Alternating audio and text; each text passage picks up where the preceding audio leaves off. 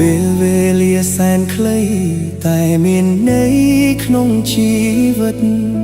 អ្វីដែលតែងតែគិតពងប្រាថ្នាមិនเชื่อលើនិស្ស័យមិនเชื่อព្រេងវាសនាតែពេលនេះទើបដឹងថាជាការពិត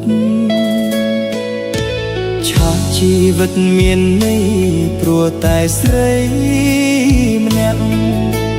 បងត្រូវជាប់ជុំពាក់ក្តីស្នេហាដល់ចិត្តមិនរួចព្រោះតែដួងកែវនេត្រាអូនជាទេពធីតាក្នុងសូបិន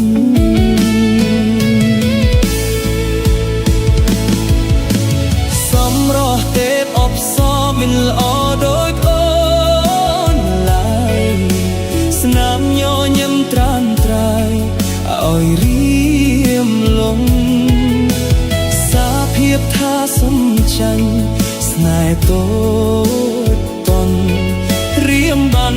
ស្រន់ឲ្យឆាប់បានជួបមុំម្ដងទៀត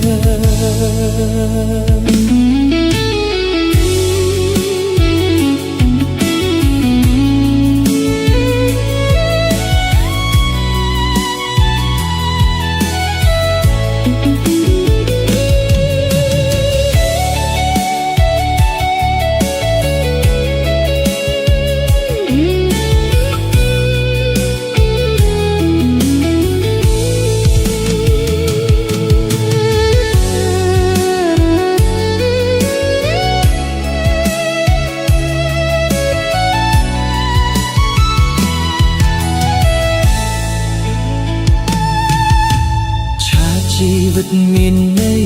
ព្រោះតែស្រីម្នាក់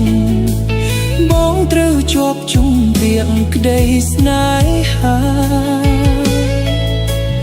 ដល់ចិត្តមិនរួចព្រោះតែដួងកែវនេត្រាអូនជាទេពធីតាក្នុងសូបិន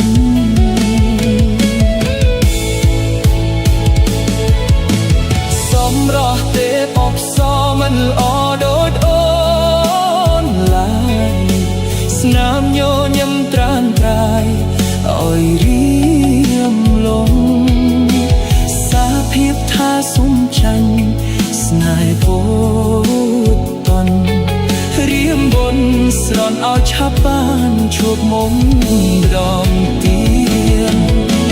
សម្រស់ទេពអប្សរមិនល្អដូច